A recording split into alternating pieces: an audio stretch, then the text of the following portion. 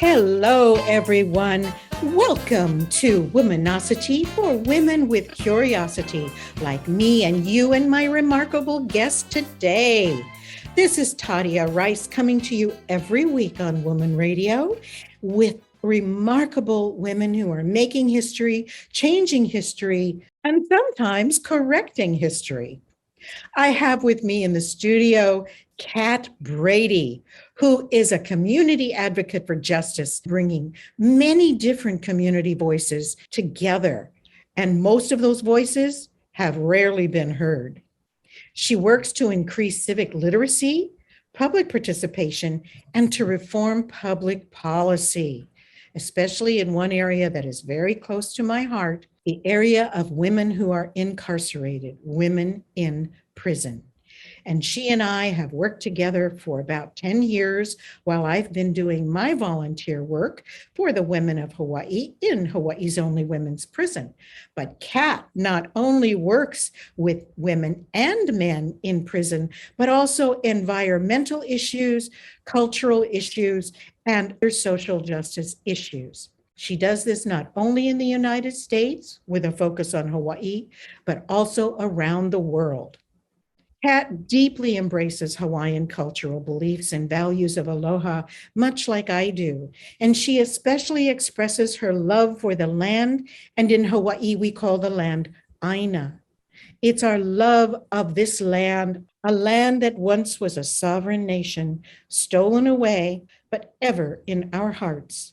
She and I also believe in Malama Aina, which means that we are responsible. We have kuleana in the Hawaiian language to care for the land and to properly manage the resources and gifts that it provides to us.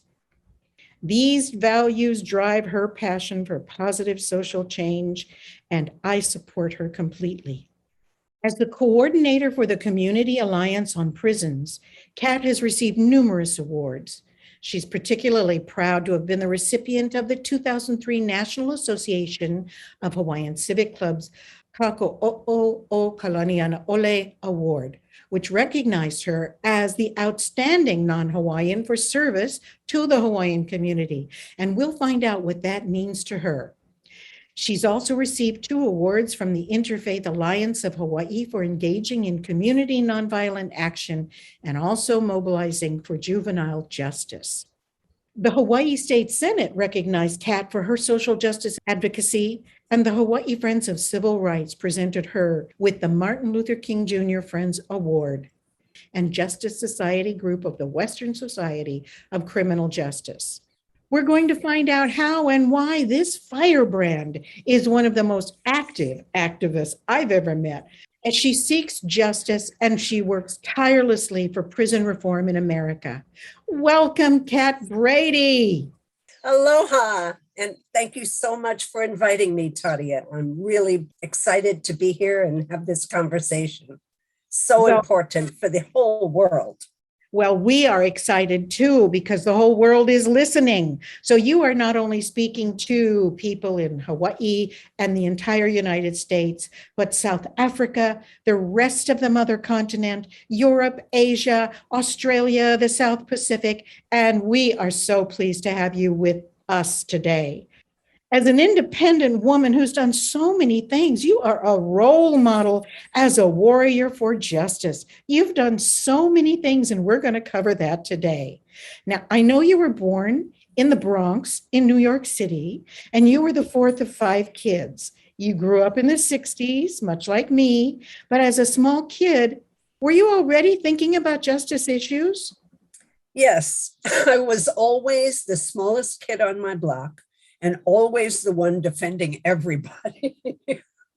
So my mom came home one day after going to the grocery store and said, you know, there's a little girl around the corner who's blind and she has nobody to play with.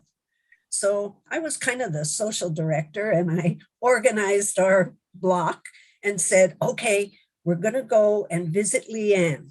Now she's blind, so as we look at each other, we know what we look like. She uses her hands to figure out how we look. So if she touches your face, don't worry. She's not doing anything wrong. She's just trying to identify you. So we did go over and we played with her all day, and it was amazing. Her mom just was so shocked that kids would think about that. But of course, it was my mom who thought about it and then kind of birthed the idea, and then we all went and did it. And it was really good. And I think all the kids on the block started to see, wow, there are some people who have different struggles in life. That was my whole point, to show them that, you know, everybody has their own struggles to get through. And she's going through life without seeing. And we could be her eyes as we played with her. Oh, that's beautiful. Well, your mother had a great attitude and she raised you with a great attitude. What would you call it? Well, my mom was really big on truth and accountability. And that has been kind of my mission, because I think it's really important to tell the truth and hold people accountable. And I think she gave me those qualities that I could discern when people were trying to scam or kind of get something for nothing. And that has saved me my whole life. So her thing as I was growing up is, I don't care what other kids did. I don't care what their mothers told them to do. This is what I told you to do, and you didn't do it. If I lied, oh, sanctions. And if I told the truth, we would then go through the lesson. Well, what did you learn from that? You learn a lot, and you learn that telling the truth is a heck of a lot easier than making up stories and trying to keep track of all of them. What a great lesson to all of our mothers who are listening and to those who were children of mothers. I like your mom. She was big on responsibility. And, you know, as I always tell women in prison, how important responsibility is, and that you have to take responsibility for yourself. Because if you don't take responsibility for yourself, someone else will. If you don't take responsibility for your thoughts, someone else will. If you don't take responsibility for your actions, someone else will, like the police, the justice system. If you don't take responsibility on the job, then your boss will take responsibility and you can be fired. So, you know, when I put it in those terms, the ladies kind of get it, because the reoccurring thread in all of their experiences really is that they didn't take responsibility for themselves in some ways, some in all ways. And they didn't even take responsibility for their children, and therefore they ended up in prison for child abuse issues, domestic abuse issues. Responsibility is really important. And your mother had a great way of teaching that. What would be your message to people, to women around the world, about taking responsibility? Well, it's one thing to say you should take responsibility. It's another thing to actually teach someone how to do that. So when we say, you know, take responsibility, we're not always sure that that person understands what that entails. What does it entail to take responsibility? It means you have to tell the truth, even the truths that are embarrassing or hurtful to you. You tell the truth, and then you don't have to catch up to your stories. I worked with a woman in my first job. We go out to lunch one day and she says, "Oh, who's that? Oh my God, I know that guy. What did I tell him?" And I said, "Wow." I said, "You mean you have different stories for every person?" And Wow. she said, "Well, I told people different things." And I said, "Wow, that sounds like a lot of work. Why don't you just tell the truth?"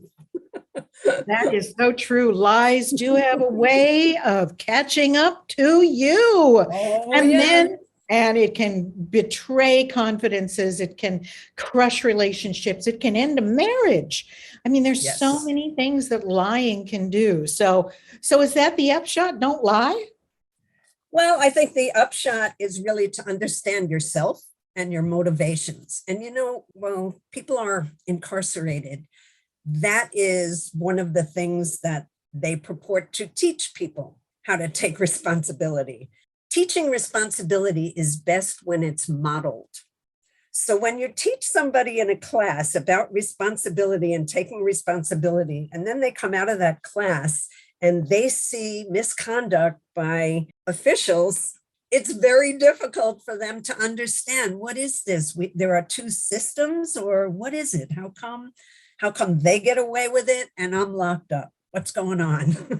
And that kind of hypocrisy, which, might I add, children are very sensitive to. I think kids see through things.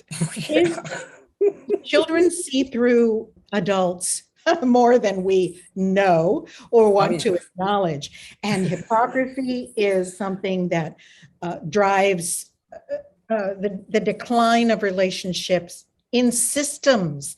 You know, Yes. if our government lies to us, we lose faith in the government. If our parents lie to us, we lose faith in them. If our friends lie to us, we lose faith in them. So yeah, I get it, you know, and you and I have both been in the prison environments where the women and the men are told, you can't do this, you can't do that.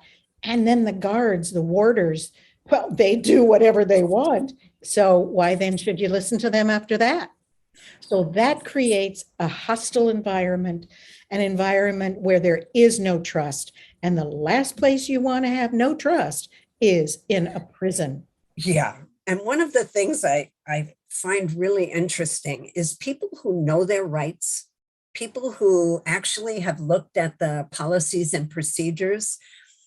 Something will happen at the prison, and in particular, there's this one woman who's really smart, and she'll say, oh, no, you can't do that. That's a violation of P&P correction number.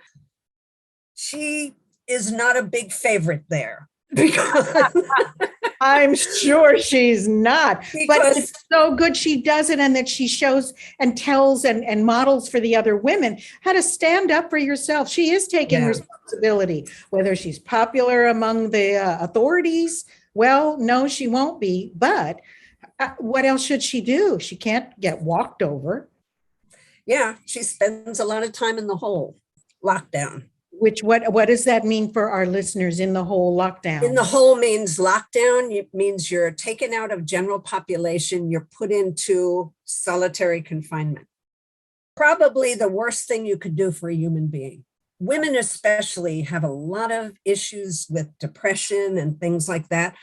Lockdown is really, really harmful because that's where people have suicidal ideologies. It's so depressing. You're locked down with absolutely nothing. That's inhumane. I agree. And there's all sorts of, the Mandela rules say you can't be in solitary more than 15 days. I've been trying for about 10 years to get a solitary bill passed so that we know that it's reported. How many people go to solitary? Why do they go to solitary? We need to hold the department accountable. These are people's lives here. We're talking about human beings that come from families and neighborhoods, and this has a huge effect. And in the past, Hawaii has actually released people from solitary into the community. That is frightening because you're isolated for so long, then you come out and there's people all around you. It's scary. Yeah. Re-entry can be really frightening.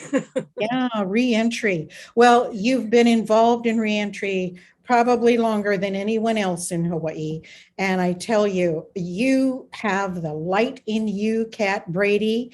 And as a tribute to you, you know what I'm going to do? I'm going to play your favorite song, which is India Ari singing I Am Light. And you know what? I'm going to do it at every break by other singers who've covered it, all in tribute to you, because you are the light, KAT Brady. You are so welcome. So friends, don't go anywhere. We have so much more to cover with KAT Brady, who is the activist in America who is fighting for inmate rights and has been doing so for ever so long. And she's an amazing force. And you'll learn more about her. Don't go away. I am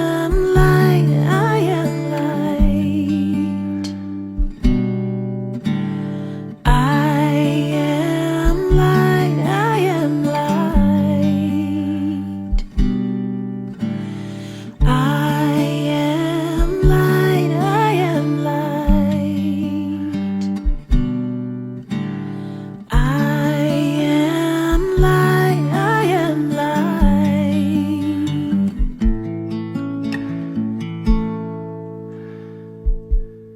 I am not the things my family did. I am not the voices in my head. I am not the pieces of the brokenness inside. I am light. I am light. I am light. I am light. I am light. I am light. I am light. I am light. I am light. I am light.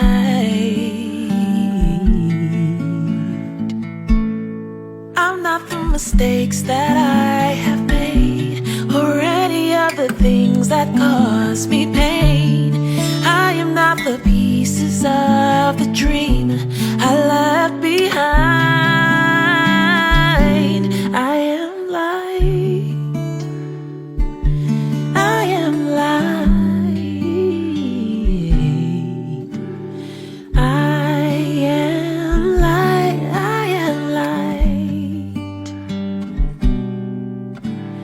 I am light. I am light.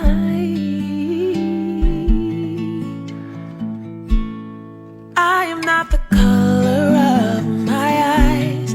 I am not the skin on the outside. I am not my age. I am not my race. My soul inside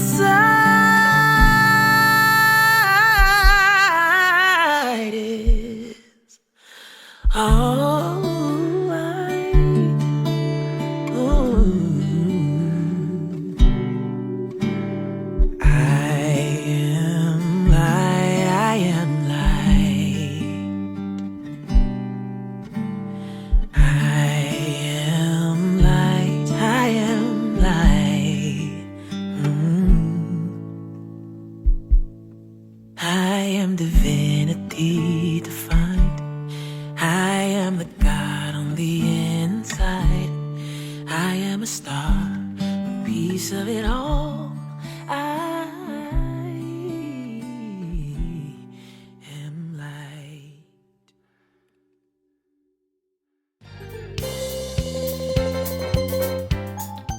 Welcome back, everyone. You're with me, Tadia Rice, on Womanosity for Women with Curiosity, like me and you and every single remarkable guest that I have on this show. And today we're talking with KAT Brady, who is an activist for prison reform. Let's go back a little bit. When you were still in New York, after your childhood, it ended up that you actually ran the Screen Actors Guild of New York City for many years. And I guess that was your entry into the nonprofit world and activism, because you were fighting for actors and singers and dancers who really had no voice in their union. So you went into the performing community. You told them about Screen Actors Guild, which we call SAG in America. You told them that they were part of a union that supposedly spoke for them. And you then got the information you needed to go back to the board of the Screen Actors Guild, share the struggles of what these performers were going through. That was the beginning of you teaching people that their voices were important. How did you put two and two together? It wasn't quite the beginning, because my whole life has really been about justice. I was born with this unerring sense of observance. I see what's going on in the world and I just can't accept it. So I have to do something about it. So at Screen Actors Guild, we had a board of directors, and many people on the board were very successful actors. You know, when you reach a certain level of success, you really forget what it's like carrying your dance bag around to auditions. You kind of forget how it is to eat one meal a day because you're broke. And I guess I looked at that and I have this sense that everybody has value. Every person in the world has value. And when we start slicing and dicing society to say, oh, not them, not these people, it's like we're poorer for that because we lose out on the incredible humanity that people can share when they come together. So at Screen Actors Guild, I kept saying to the board, you know, we need people who are struggling on the board because the board shouldn't just be, you know, people who are wealthy. So they said, oh yeah, how are you going to do that? So I said, oh, I'm going to go talk to people. And I went around and I said, you know, the board makes policies you live under. So I think you should actually have some cachet in that, and you should actually have some voice. So I think you should run for the board. And we got several people on the board who were extras. You know, they weren't day players, they were in crowd scenes, but they had a voice, and that was really important. And to me, diversity strengthens everybody. And that to me is the most important thing. So we don't want to have a board of everybody at the same place. We'd like to have people go, you know, I just went on 10 auditions and I didn't get any of them. I didn't get one job. We need that kind of conversation at the board so that you always remember that you are the board for 25,000 people, all different people. You know, when I started, there were like 8,800 actors in New York in Screen Actors Guild. And when I left, there were more than 25,000. Wow. So, I mean, it's filmmaking in New York became kind of big because New York was mostly just commercials. And then they started doing filmmaking. And now, you know, they're the capital of TV shows. It's just quite amazing. You know what? I've made an observation, and I don't know if anyone else has shared this with you, but from SAG on, because you were a white woman, blonde with blue eyes, your voice was far more powerful than someone who was not white. Yes. Now, and I don't say that as a criticism in any way. No, it's reality. Because it gave you had that privilege just by virtue of the accident of being born that way. You had the privilege to be able to face off with your peers, with other white people who were in control and command, and say, hey, let's check ourselves here. We need to make a change. And because of who you were, they were willing and open to listen. So I really laud you for being what we call an ally in the face of racism. You are an ally for people of color, for people of the differently abled, people who are diverse and don't particularly fit one set of characteristic physically or even mentally. So thank you, Kat. I just want you to know that has not gone without being noticed by me, and I'm sure others. I don't know how many people have told you that. I know Hawaiians have, but I don't know about others. But girl, thank you, thank you. Like I said, you got that light. Well, my mom taught me that's the rent you pay for living on the earth. You actually do something to make it better. That's your rent. I love your mom. What was your mom's name? Her name was Betty Brady. Betty and Brady. They actually named a street in New York for her. Well, that certainly speaks to who she was. You lucky girl to have a mom so amazing that she gets a street named after her in the biggest city in the world. Oh my gosh. And it was after that you got involved with issues of incarceration. You moved far away from New York, where you could still be in the United States, and you came to Hawaii, which is as far as you can go from New York. And I love New York, though. We all love New York, and we all love Hawaii too. But what did you first notice that was so different when you moved to Hawaii?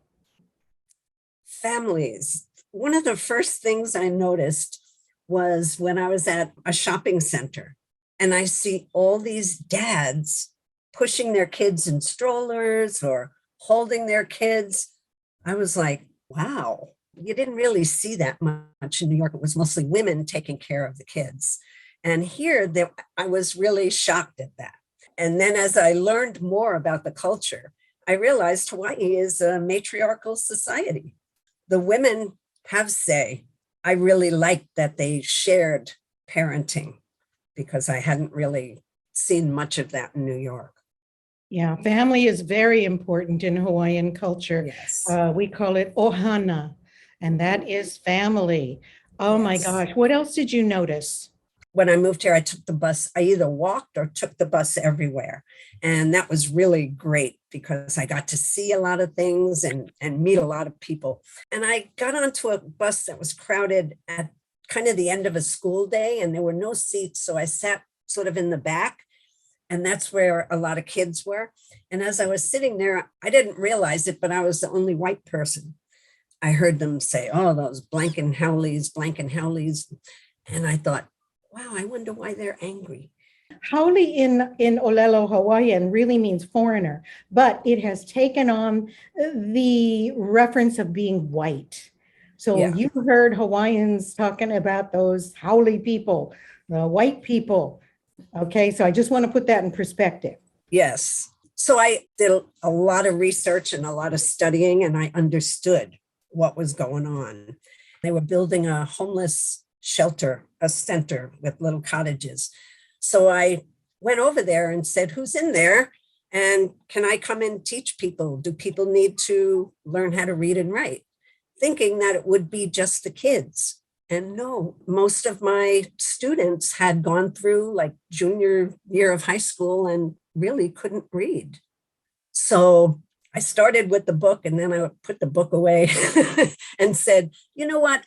We're going to go to the bank. I'm going to show you how to open up an account with $5, and you'll get how to put money in when, you earn money, and how to take it out when you need it.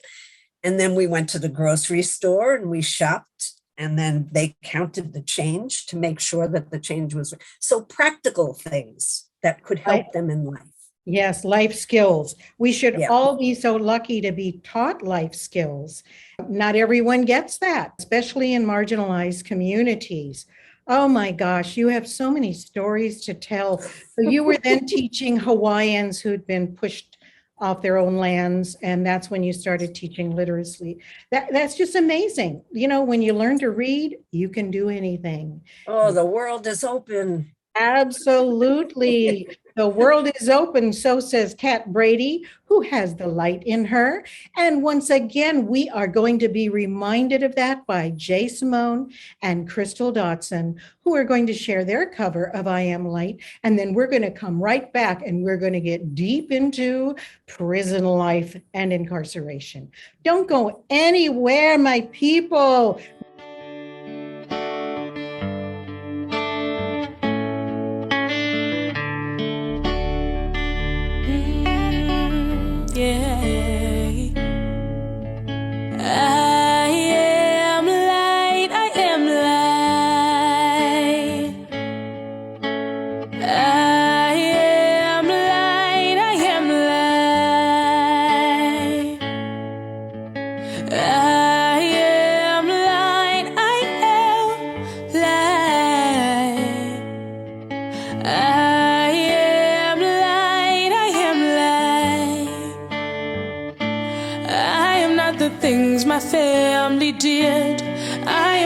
Voices in my head, I am not the pieces of the brokenness inside. I am light, and I am light. Yeah.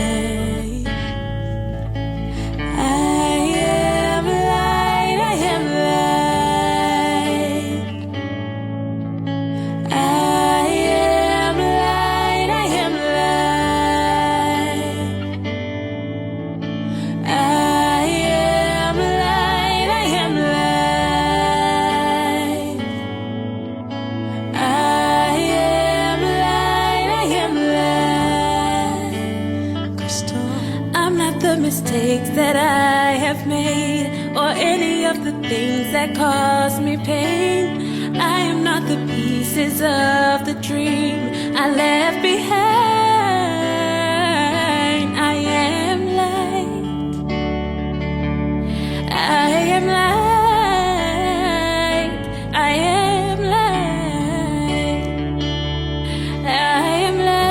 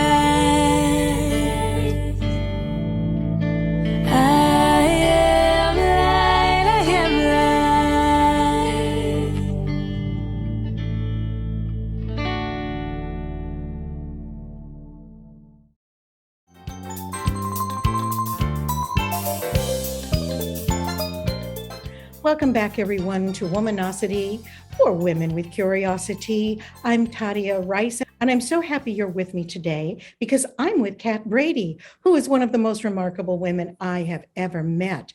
We are going to continue our discussion about how having the light inside of us can change the course of history. Now, it was around the mid-90s that you got involved with issues of incarceration in the United States and specifically in Hawaii. How and why did that happen? That was in the midst of the tough on crime, 3 strikes, lock them up, throw away the key era. And Hawaii bought into that, sadly. Our population has very, very few people who are really dangerous. We have a lot of people who are poor, people who have substance misuse issues, people with a myriad of mental health issues. So that's the profile of who we have in prison. And you got to look at that and say something is wrong. We're using criminal justice strategies to deal with public health challenges. Why are we doing that? Do we actually think sending a mentally ill person to jail is going to help that person? I keep saying to the department, when somebody has cognitive dissonance, you give them instructions, they get it. 5 minutes later, they don't get it. And they end up with more infractions. They end up getting sent into solitary, all these places that only helps them decompensate. It is just so heartbreaking that we don't see people as humans. They're numbers. They came in, they're number XYZ, and that's it. And they're people. They come from families, from neighborhoods. How can we possibly ignore that when we see people before us who are struggling with challenges? Who goes to jail is the issue. And the issue is people of color. That's who people's are jails. You know, in New York, the jails and prisons are basically Black and Latino. Here, our prisons are brown.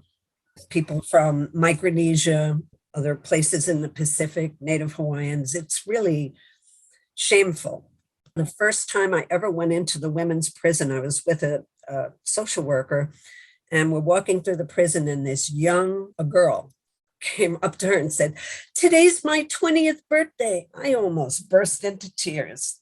I was like, what the heck are you doing here? She was holding a notebook, and on the back of it, you know how high school kids, they have all the stickers on the back. And I just looked at that, and I said to my friend, I need to step away for a minute. And I just had to go and have a big cry. What are we doing? And then we walked further into the prison, and there were people who had white hair. And I said, oh my God, we've got grandmas. What are we doing?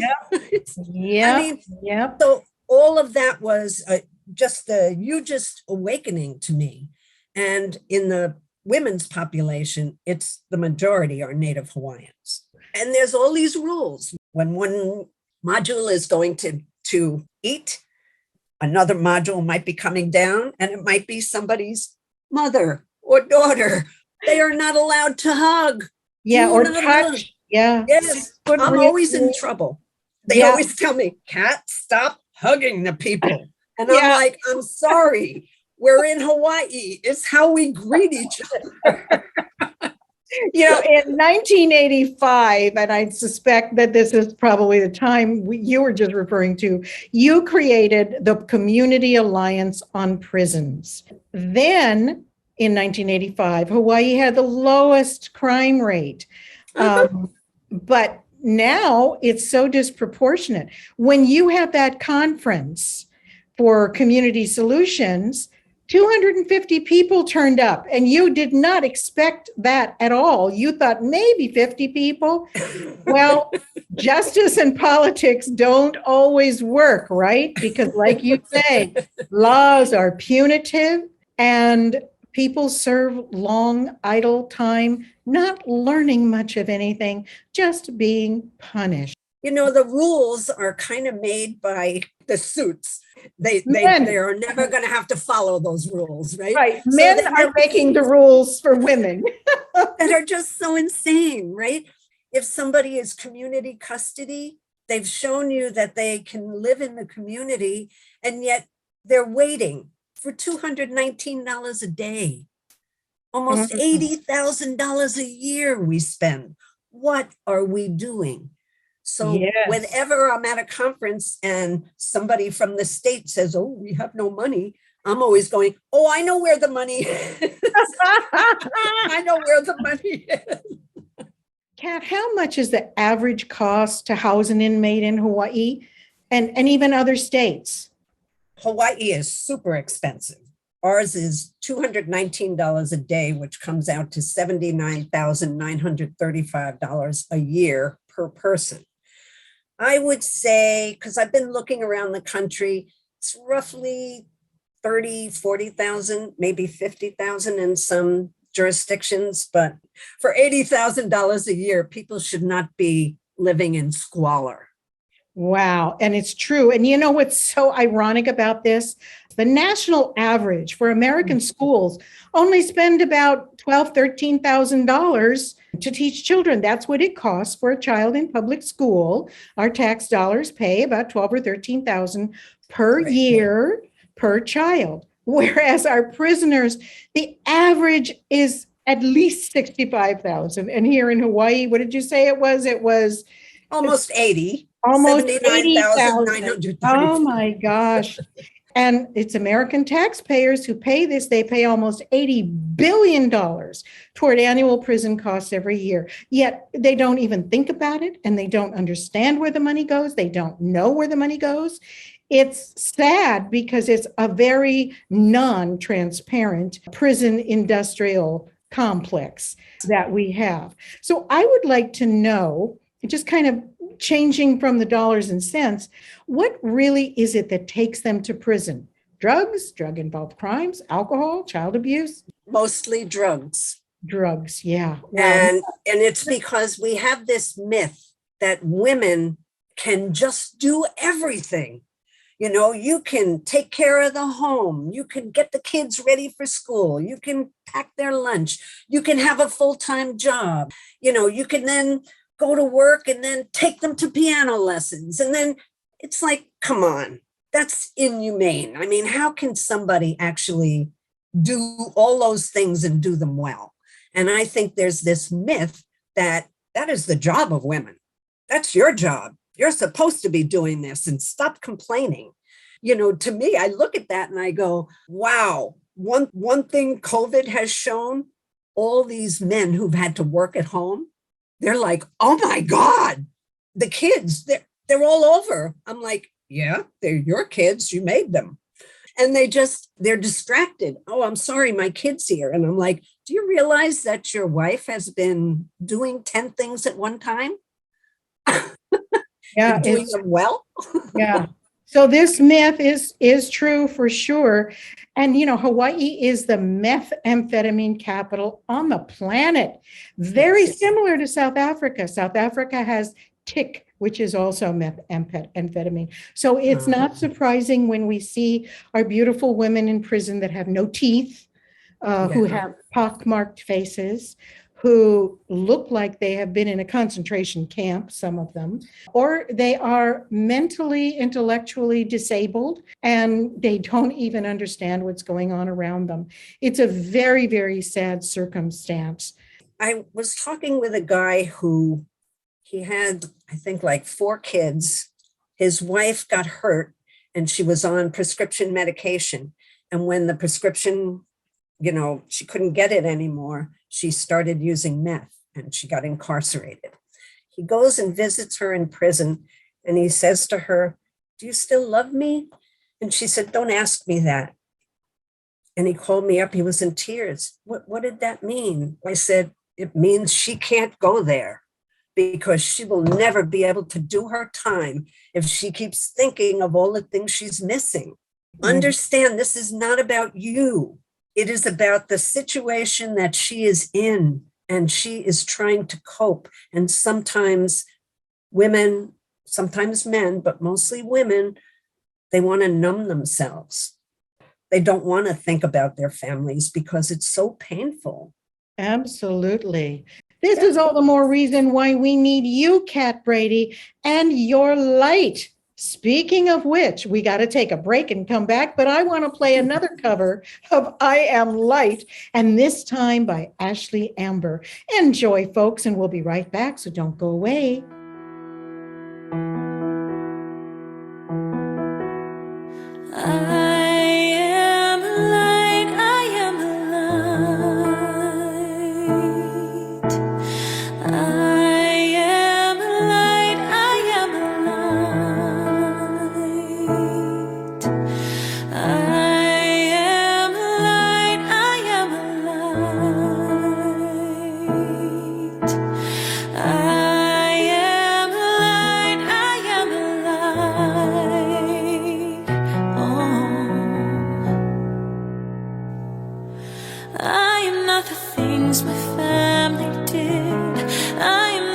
Voices in my head, I am not the pieces of the brokenness inside. I am light.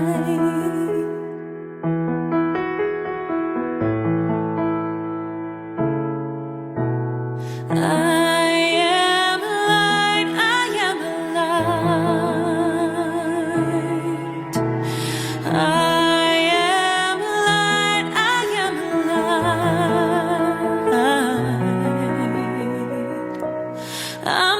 Mistakes that I have made, or any of the things that cause me pain. I am not the pieces of the dream I left behind.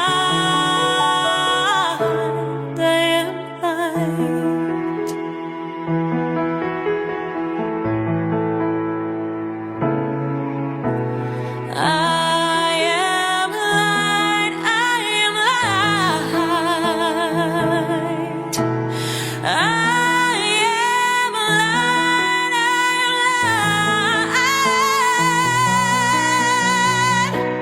I am not the color of my eyes. I am not the skin on the outside. I am not my age. I am not my race. My soul inside.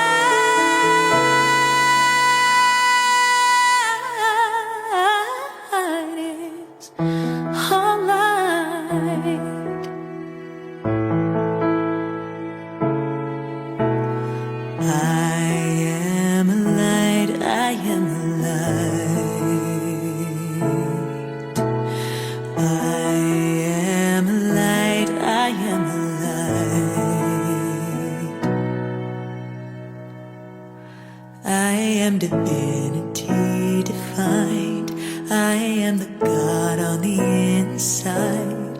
I am a star, a piece of it all.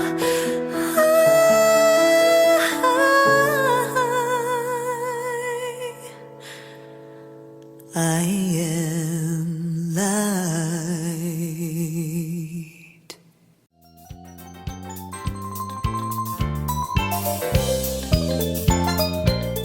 Welcome back, everyone, to Womanosity for Women with Curiosity here on Woman Radio. This is Tadia Wright, your host.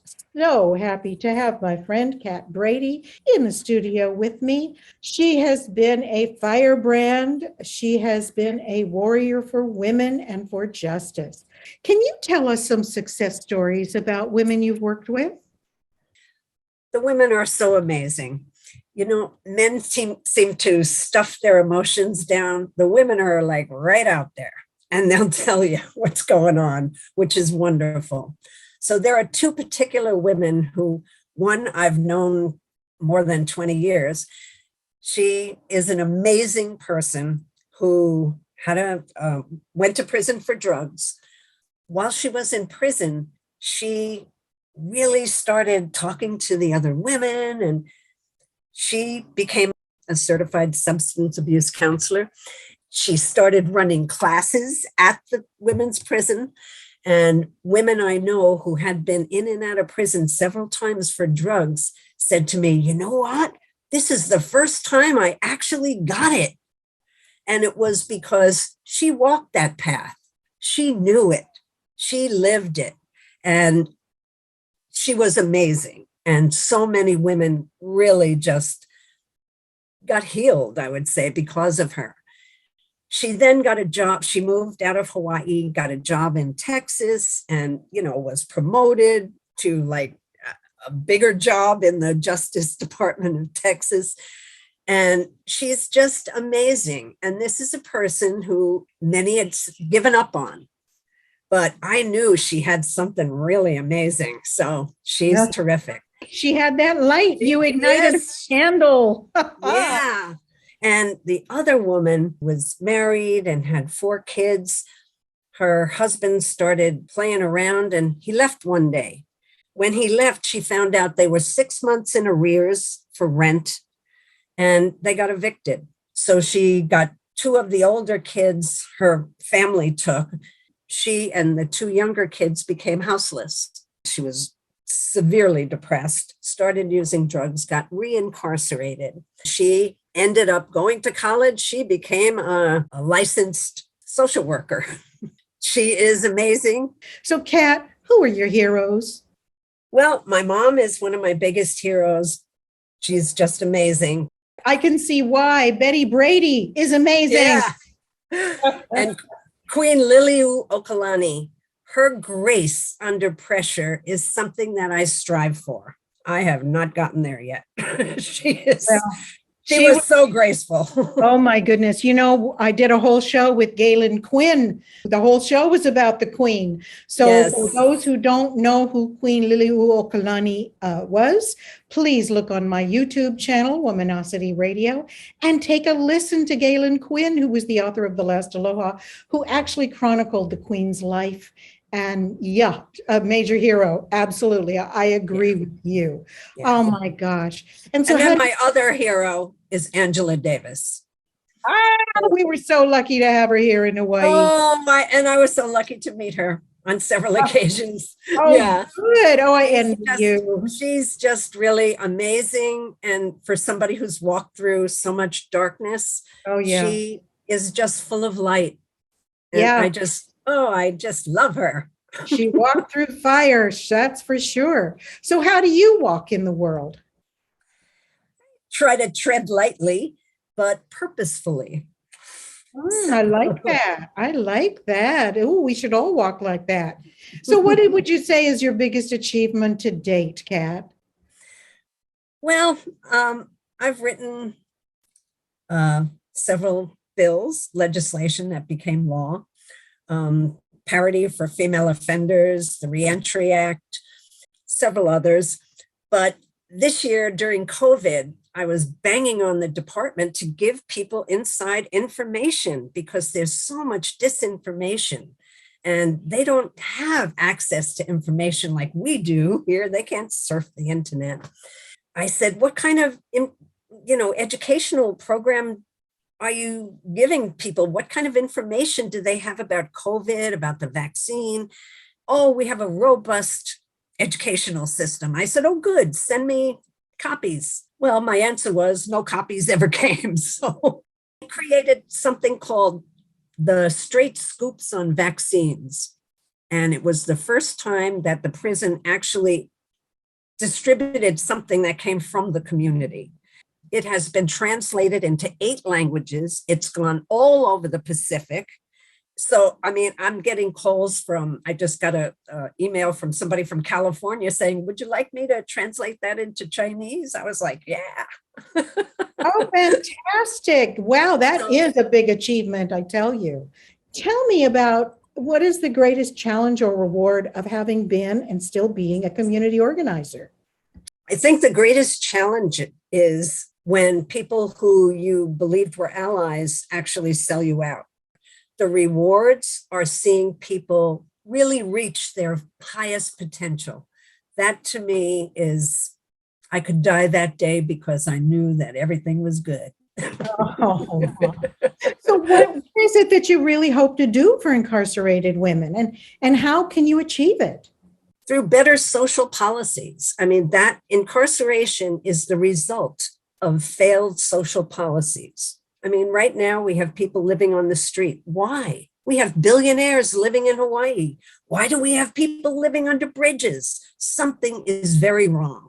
I work on a range of social policies because everything is interconnected. So what do you hope to do for incarcerated women? My friend Lauren Walker, who was on your show, is working on a plan to bring more college classes into the women's facility.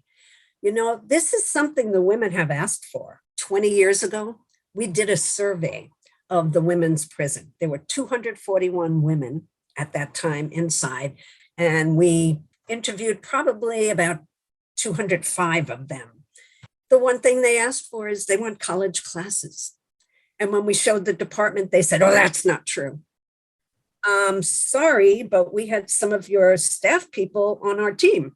And that's exactly what the women said. Yes. And now today, some of the women actually can do some classes and grad. Do you hear that music? I love it. I love it. It's time to play the Womanosity 25 questions in 2 minute speed round game. Are you up for it, Kat? I'm always up for it. Oh, goodness. Yeah, but are you ready? I was born ready, Claudia. Oh my goodness, aren't you cheeky? Oh my goodness. Okay, well, I'll tell you what, we're going to start. The clock will be running. I will give you 2 passes if you cannot answer a question, but that's all I'm going to give you. So, are you ready? I'm ready. Okay, ready, Freddie? Here we go. The clock is ticking. What color or flavor is your favorite M&M candy? Red. Are you a dog or cat person? Both. Okay. Would you rather eat chocolate or watch your favorite TV? Eat chocolate. What's one city or country you've always dreamed of traveling to? Barcelona, Spain. Ooh, nice. Are you a morning or night person? Morning. I get up about 4:30 or 5 every day. Oh my God. What words do you live by, Kat Brady? Do good all the time. Oh, I bet Betty taught you that. That's true. Yeah, but what's one vice you wish you could give up? Oh, I don't think I have enough vices, so I'm not ready to give up anything. Okay, all right. What's the best compliment you've ever received? From the family of an incarcerated person who sent me an article about their daughter doing work with people who were formerly incarcerated. And they said, we call her the KAT Brady of Utah. Oh, and beautiful.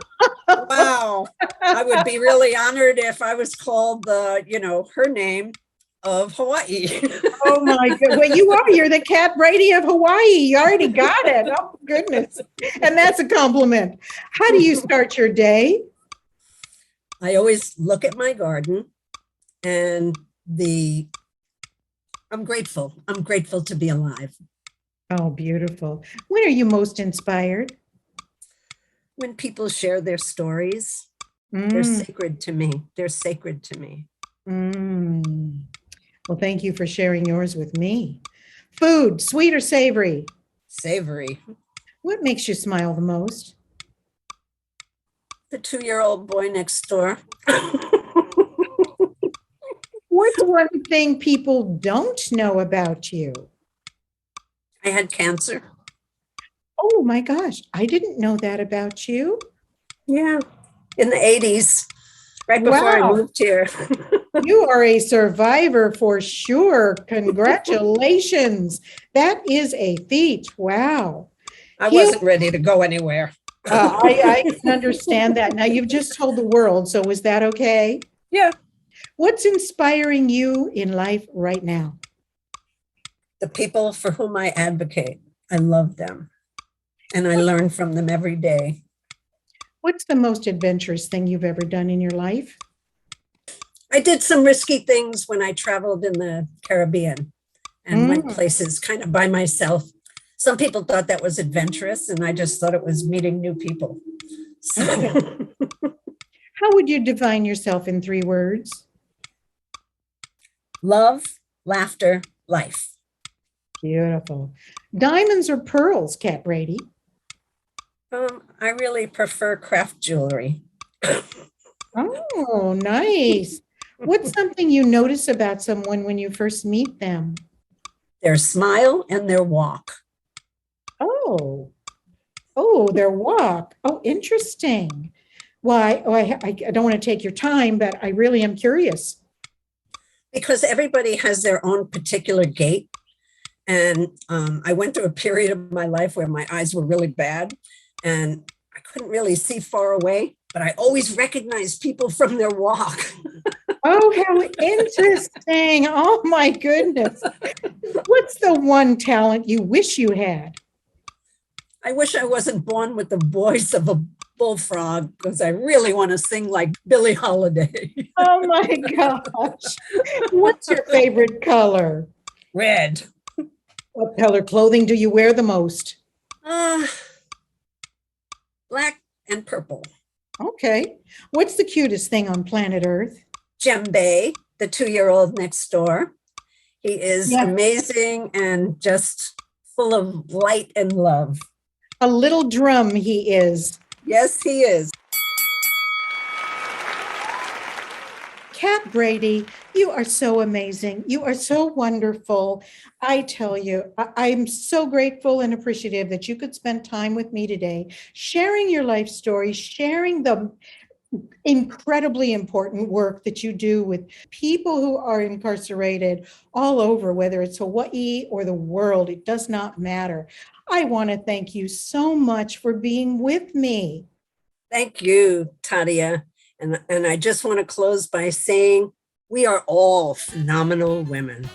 Oh, so listeners, did you hear what KAT Brady had to say about you? Each and every one of you. We are all phenomenal women, and we are full of light, and we will continue to shine brightly. Be with me next week, friends. Every Saturday, I am here for you. Thank you for being with me today on Womanosity for Women with Curiosity, broadcasting globally on Woman Radio. Enjoy great interviews with remarkable women and music from around the world. Join me, won't you?